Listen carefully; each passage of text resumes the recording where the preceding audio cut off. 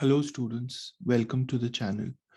In this video, we'll solve the fourth reading passage of the March 2020 US SAT. This is the history passage. This passage is from Mercy Otis Warren, History of the Rise, Progress and Termination of the American Revolution, Volume 2, originally published in 1805. In this passage, Warren addresses the time period directly following the American Revolution. So we know that the American Revolution was about America getting rid of the British colonial rule and starting the process of becoming an independent country. There was a period after the revolution when America was still a confederacy. It was still a collection of states until a federal constitution was established and it came to be the United States of America, right? So it is that period between the revolution and the creation of a national government, a national constitution, that this passage discusses.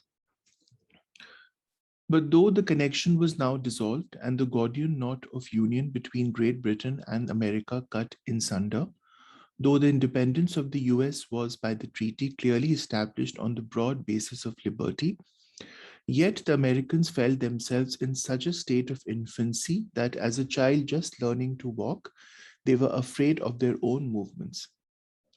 Their debts were unpaid, their governments unsettled, and the people out of breath by their long struggle for the freedom and independence of their country. They were become poor from the loss of trade, the neglect of their usual occupations, and the drains from every quarter for the support of a long and expensive war.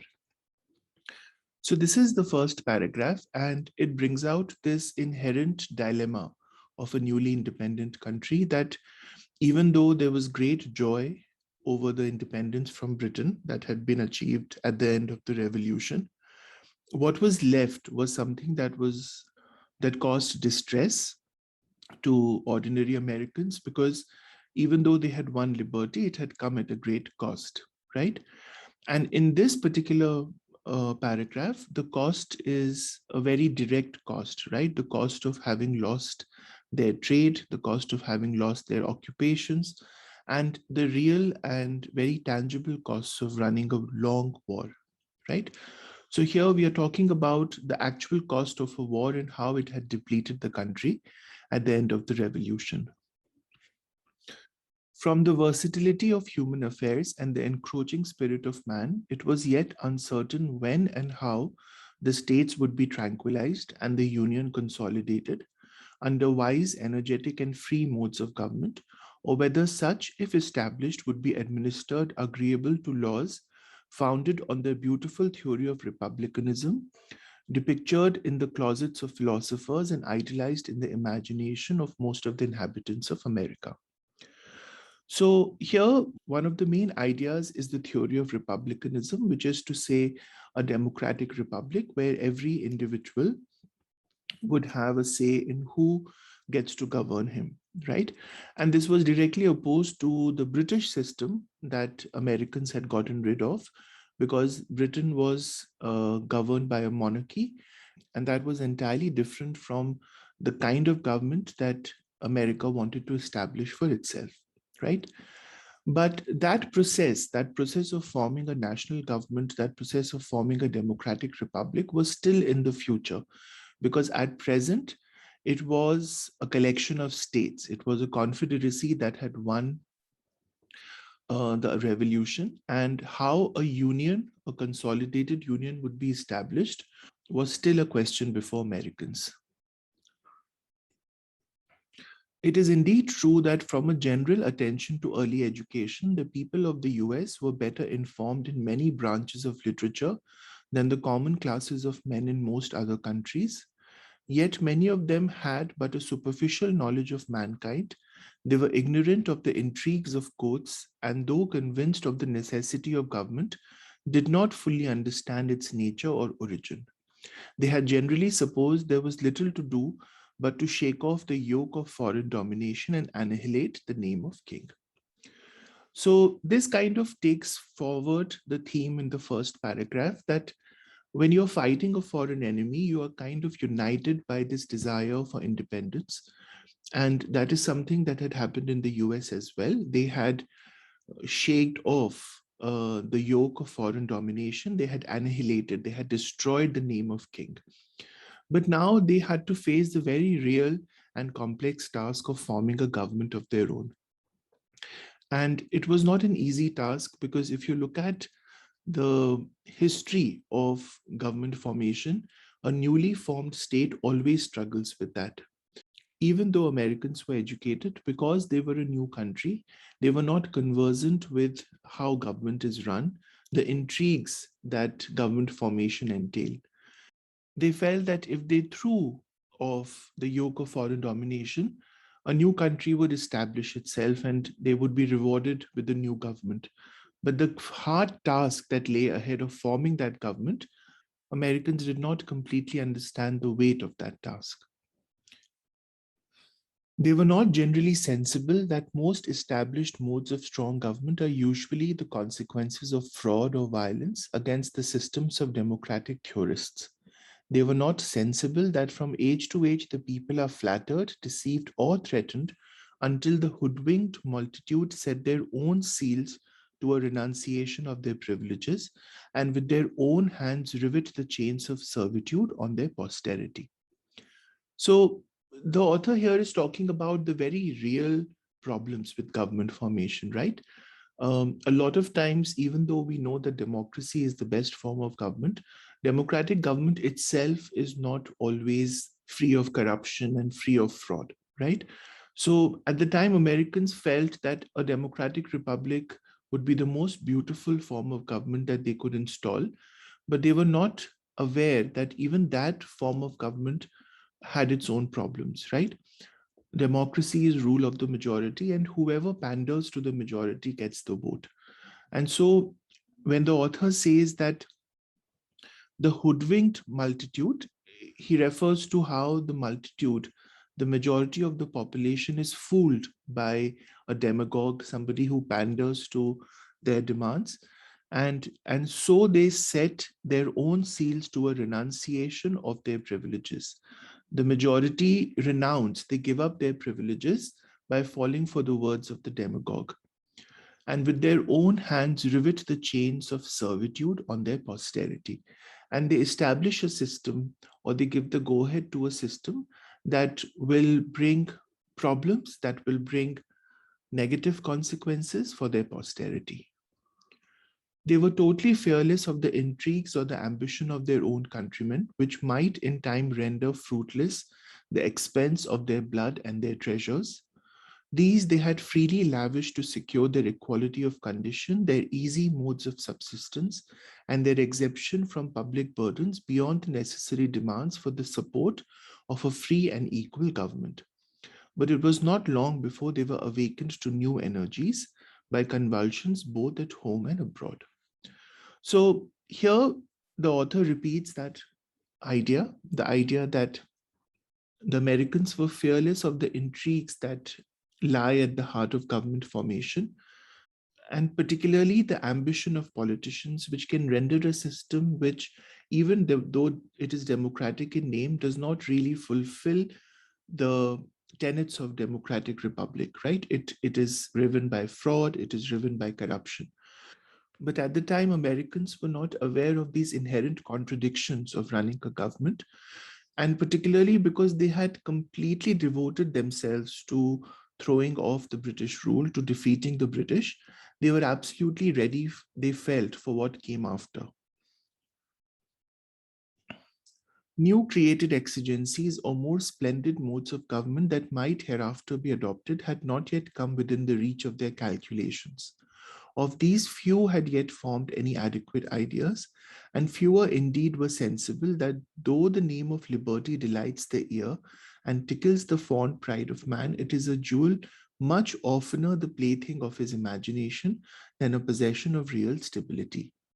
It may be acquired today in all the triumph of independent feelings, but perhaps tomorrow the world may be convinced that mankind know not how to make a proper use of the prize, generally bartered in a short time as a useless bauble to the first officious master that will take the burden from the mind by laying another on the shoulders of tenfold weight. Okay, so this is a very interesting paragraph because it kind of talks about the difficulty of maintaining liberty, the difficulty of running a democratic republic that enshrines liberty. So he says that, like most new nations, Americans were extremely enthralled by the idea of liberty, by the idea of equality for all men. And while that is a very natural state, the idea of liberty is something that fuels the mind, especially for a newly independent nation. That idea in practice requires a lot of effort. It requires constant back and forth between different demands. So, as an example, you can think of freedom of expression as a central tenet of liberty, right? But then my freedom of expression should not impinge upon another's freedom, right? For example, am I saying something that hurts another? Am I saying something that brings dishonor to another person, right? So, liberty, freedom is important, but it is also important, perhaps the author is saying, to have certain safeguards so that one's liberty does not trample upon another's liberty, right? And and so sometimes it is seen that even though governments are formed in the main name of liberty, ultimately, in over the long term, people kind of give up that idea. They think of it as a useless bauble. A bauble is something which is cheap and showy, right? That doesn't have real value. And the first officious master that will take the burden from the mind, which is to say that if you get a dictator or sort of a person who runs with an iron hand and who kind of takes away this daily negotiation of liberty from the republic, then people are more than willing to do that because it kind of relieves them of the very hard task of running a nation founded on liberty. This is the usual course of human conduct, however painful the reflection may be to the patriot in retirement and to the philosopher absorbed in theoretic disquisitions on human liberty or the portion of natural and political freedom to which man has a claim. The game of deception is played over and over to mislead the judgment of men and work on their enthusiasm until by their own consent hereditary crowns and distinctions are fixed and some scion of royal descent is entailed upon them forever. Thus, by habit, they are ready to believe that mankind in general is incapable of the enjoyment of that liberty which nature seems to prescribe, and that the mass of the people have not the capacity nor the right to choose their own masters. So, in this concluding paragraph, the author reiterates the main theme of the passage, which is to say that it is not easy to establish a government founded in liberty, even though when you look back on this system, when you look back on the war and its after effects, the patriot may feel that, this was something that was obvious, this was something that could have happened. But then, as you've run a government, you come across all of these hurdles. The philosopher brings about his own views on liberty, but then those are theoretic disquisitions, which is to say that they are not really applicable in practice. The actual running of government is a different matter altogether. And then the author kind of explains this last part of the previous paragraph when the author says that people sometimes give up their idea of liberty because implementing liberty in a day-to-day government, implementing liberty in day-to-day life is much harder than the simple abstract idea of liberty. And so, in due course, hereditary crowns and distinctions are fixed, and royal decree, which is to say that non-democratic government is established, right? Obviously, this did not happen with America. America did become a democratic republic, but in the period right after the revolution, when America was trying to decide what sort of government it should have, these were some of the challenges that the nation faced. Okay, let's look at the questions. 33, over the course of the passage, the main focus shifts from an analysis of the difficulties facing Americans to a reflection on the repercussions of a human characteristic, a warning about America's government to a critique of Great Britain's government, a description of America's education system to an analysis of a specific philosophy, a recollection of the end of the war to a recommendation that Americans implement a democratic system. Okay, so I think I'll start with elimination. So I don't think it's B because there is no critique of Great Britain's government in the passage. And I don't think it's C because America's education system is very briefly mentioned when the author says that Americans received a good education, but that's not the focus of the passage. Now, between A and D, if you look at D, a recollection of the end of the war to a recommendation that Americans implement a democratic system. I don't think the passage is recommending the implementation of a democratic system. It's rather looking at the challenges of running a democratic government. So I don't like D. Now, if you look at the analysis of the difficulties facing Americans, yes, that is a big part of the passage. And if you talk about the repercussions of a human characteristic, I think towards the end, when the passage talks about how human beings sometimes give up this independence in favor of officious masters, right? The author talks about officious master that will take the burden from the mind, right? And by habit, people are ready to believe that mankind is incapable of the enjoyment of liberty. So this talks about this human characteristic that living with liberty is much harder than simply imagining it in the abstract. So I think A captures that idea that the passage talks about. So I'll go with A. 34, the image of the child just learning to walk mainly serves to. So if you go back to line 7, it says that Americans felt themselves in such a state of infancy that as a child just learning to walk, they were afraid of their own movements, right? So this is the period immediately following the revolution when they were not sure of the kind of government that they would establish.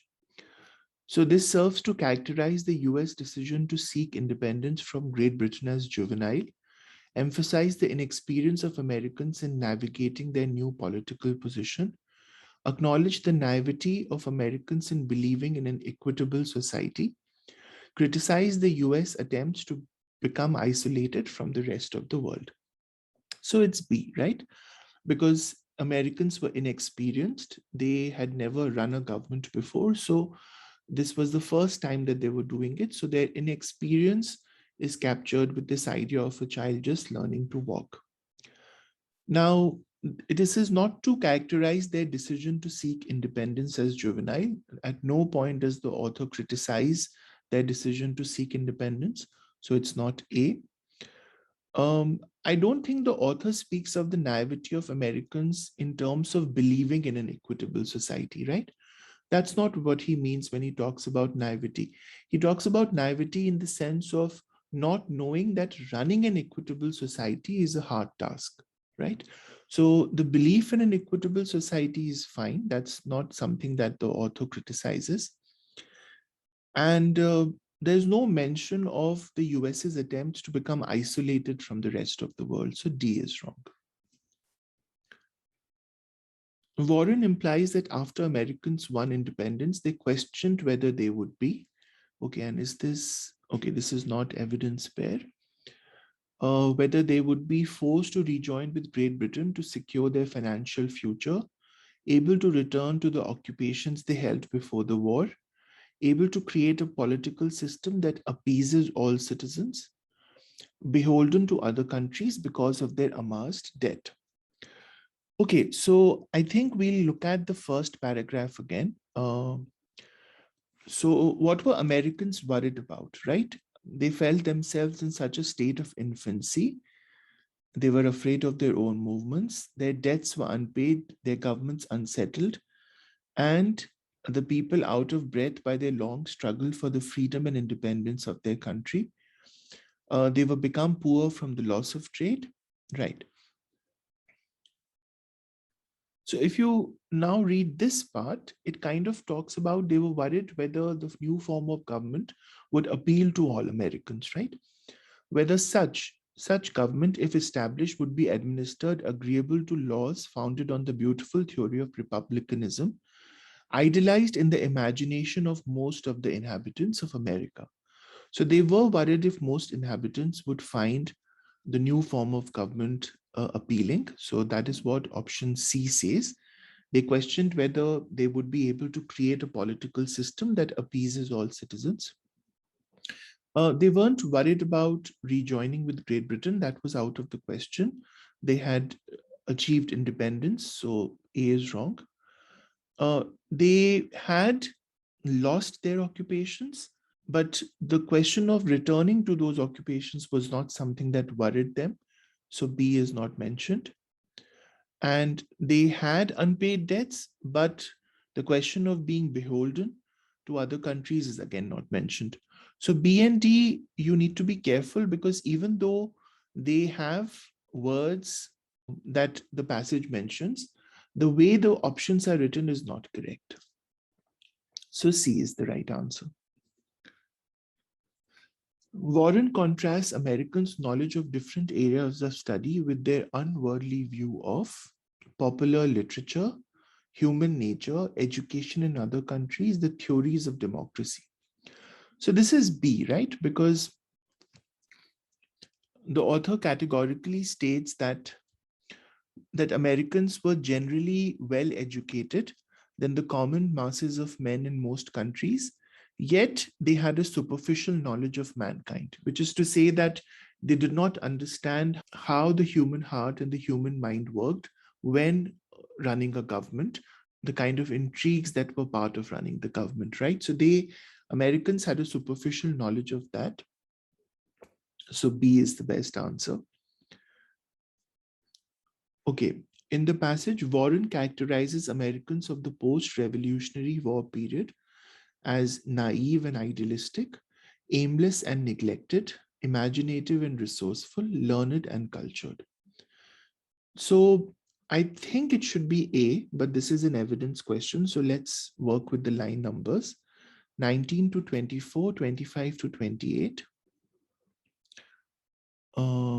19 to 24. Okay, so this part, 25 to 28.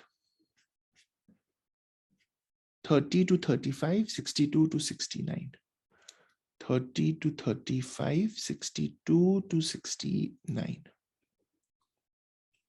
Okay. So whether such, if established, would be administered agreeable to laws founded on the beautiful theory of republicanism.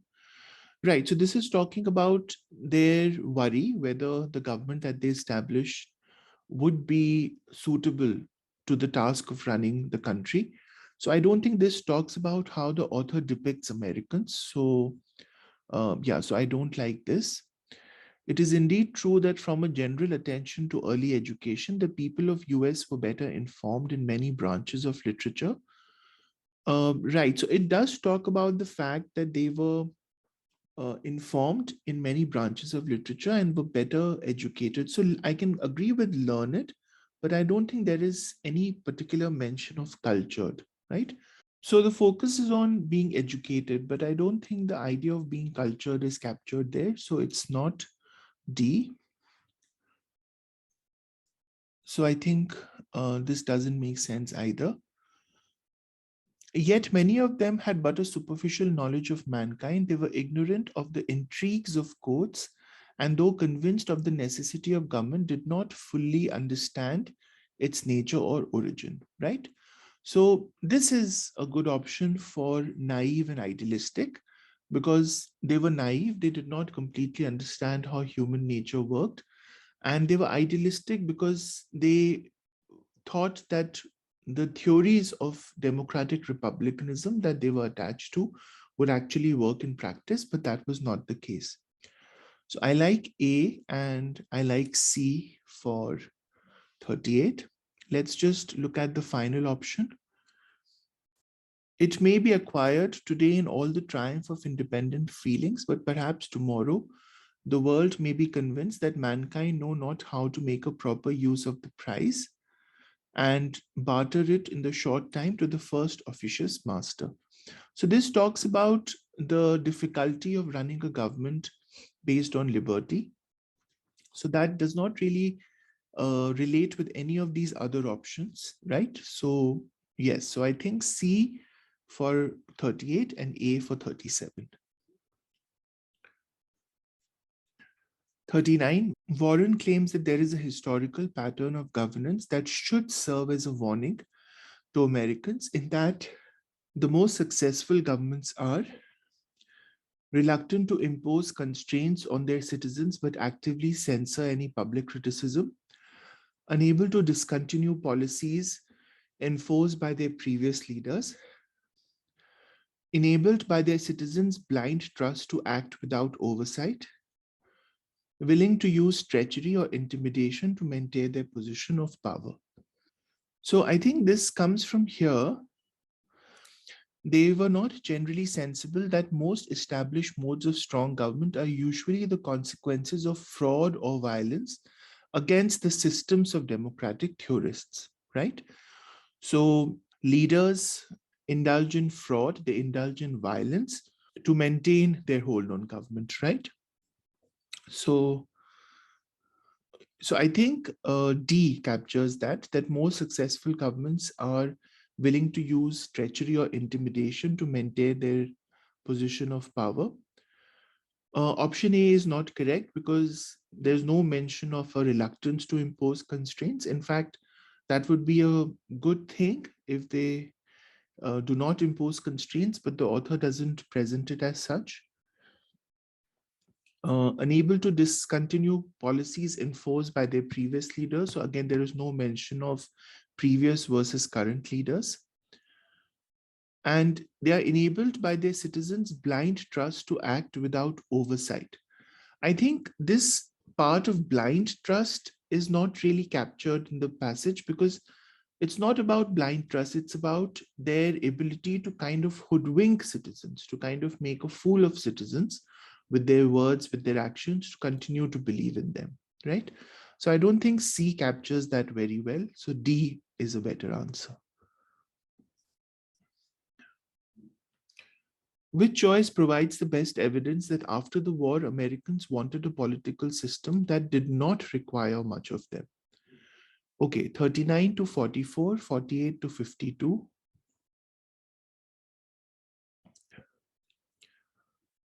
39 to 44 till here, 48 to 52. Okay.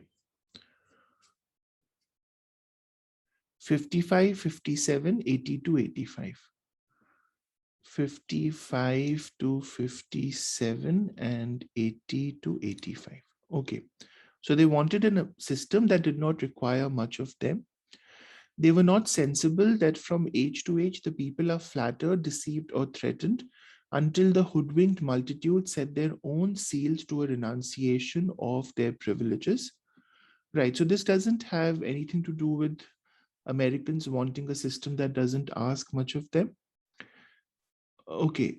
These they had freely lavished to secure their equality of condition, their easy modes of subsistence, and their exemption from public burdens beyond the necessary demands for the support of a free and equal government. Right. So this has to be the answer, because while Americans had sacrificed a lot in winning the war, they also looked forward to being exempted from any burdens beyond the necessary demands that were needed to support a free and equal government, right? So this should be my answer. They did not want a lot to be asked of them.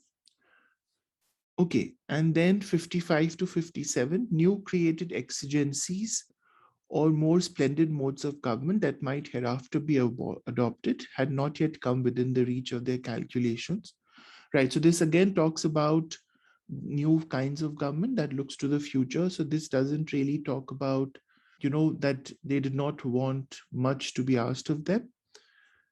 And 80 to 85, Yeah, that just talks about that human tendency to give up freedom. So the best answer is option B, 48 to 52.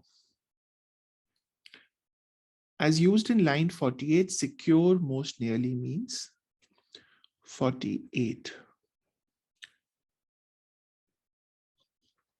These they had freely lavished to secure their equality of condition. To secure their equality of condition, okay. So they had sacrificed to secure, to guarantee, right? To ensure. So that's what we need. So guarantee is the closest. To fasten is used in a very physical sense, right? For example, to fasten a clip to a joint.